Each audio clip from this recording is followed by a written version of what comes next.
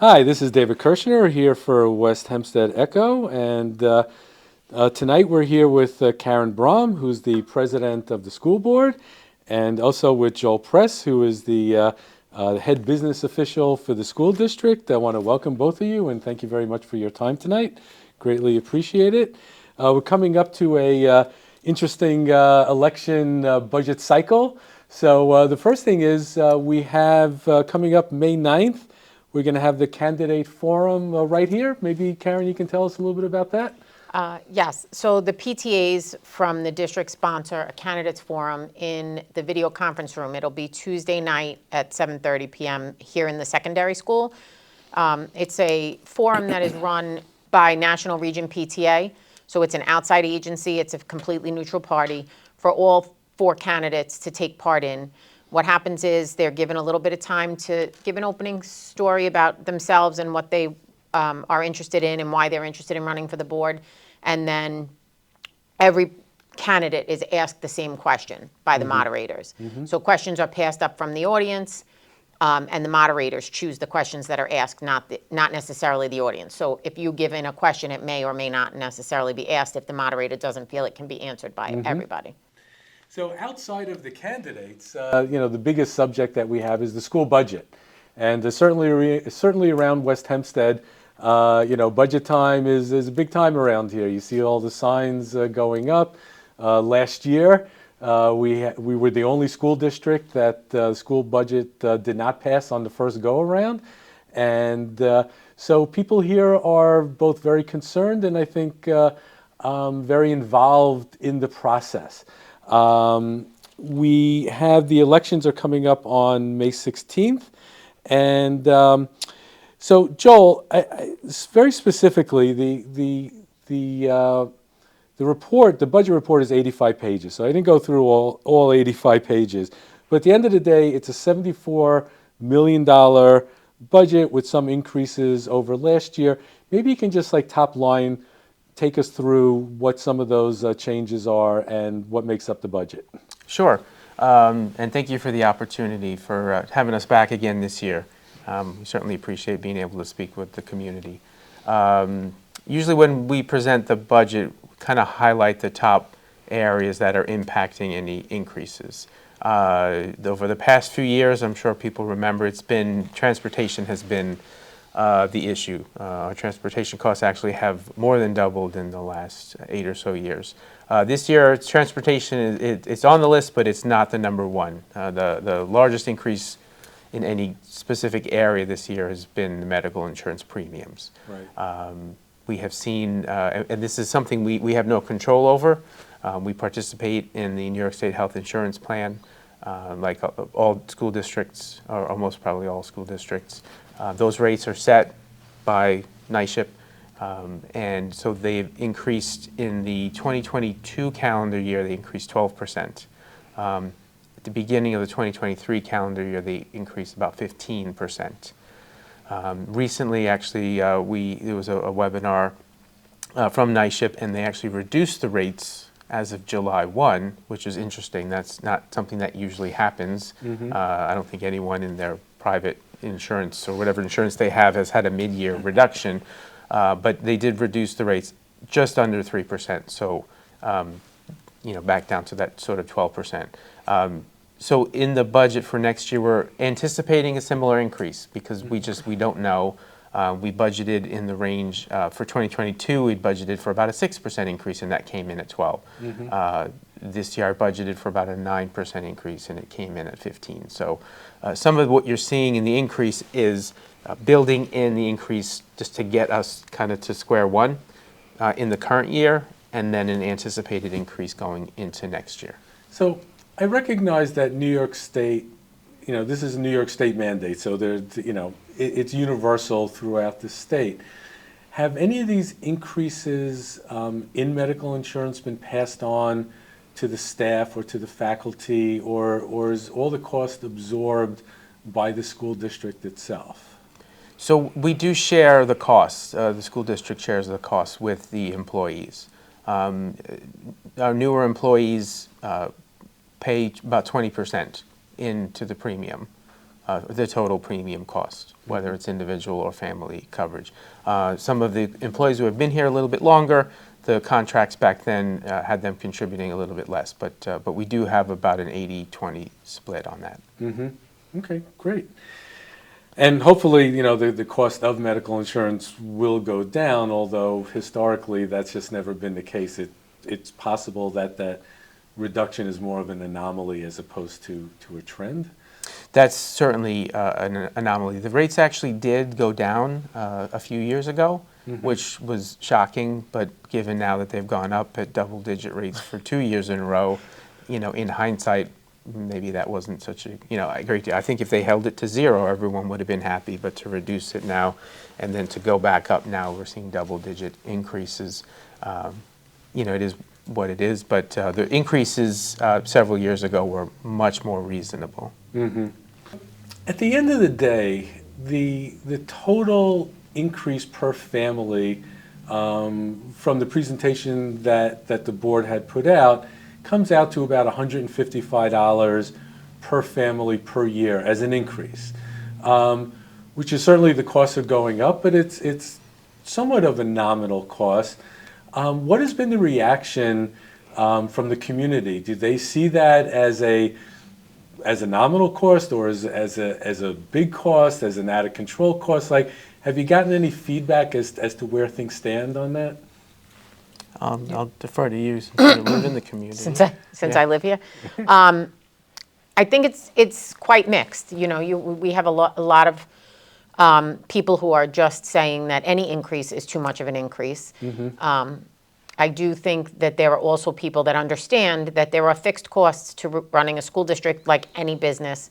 There are things that we can't change. There are contractual costs to running a building. When you put the lights on in the building, you're putting the lights on no matter how many children are in the building. So you still have to pay those costs, whether it's oil or gas or lighting. So I think there are people that understand that $155, while none of us want to feel it, we're all impacted by it, is not a tremendous amount, but other people are just saying it should be zero no matter what.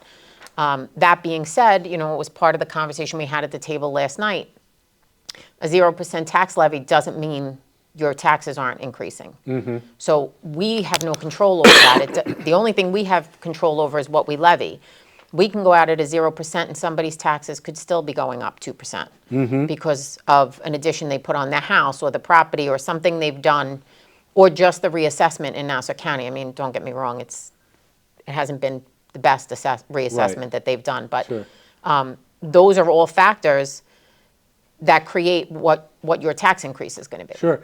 And so it is a very mixed reaction. And from a pure tax levy perspective, my understanding is that West Hempstead is sort of on the low end of what that rate would be compared to some other surrounding communities. Is that correct? Yes, that is correct. When we included in our presentation the levy increases from a handful of surrounding districts, we're at the low end of that. We're actually in the sort of the lowest quartile when you look at the island as a whole.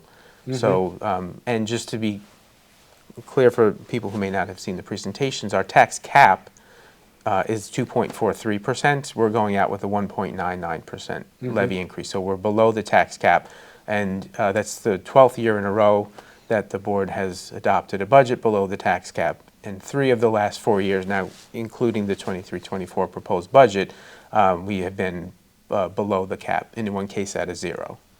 Great. At the end of the day, the question goes something like, well, enrollment is going down and expenses are going up. How can that be? And I know we've just talked, about elements of it, but there seems like people will say, well, answer that question over and over again.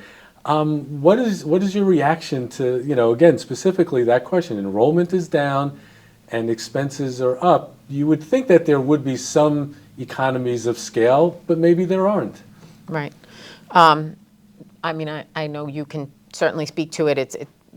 I can speak to the fact that, again, we've had this conversation in the past where, yes, there are multiple factors as to why our enrollment is down. That's fine. Nobody's going to question that. Currently, our numbers are stabilizing, actually. And I think that what people have to understand is no matter what, if the teacher is here this year, next year, that teacher's salary is going up. So that it's going to increase. Doesn't matter if there's 500 kids or 600 kids, that teacher's salary is still going to increase. That clerical person's salary is still going to increase. So salaries are a huge factor in the increase. Transportation, unfortunately, people don't like when we talk about it, but transportation has doubled in 10 years? Our heating costs, anybody that read the paper today, PSE&G is going, right? Yeah. 16%. National Grid, right? 16.3% increase, National Grid. So right there, when you're using gas in a school district, our 16.3 is going to be more than my 16.3 on my, little house. So these contractual costs and these mandated costs that we have to pay, special ed costs are up. Employee retirement, teachers' retirement, that stuff becomes increasingly more and more in the end.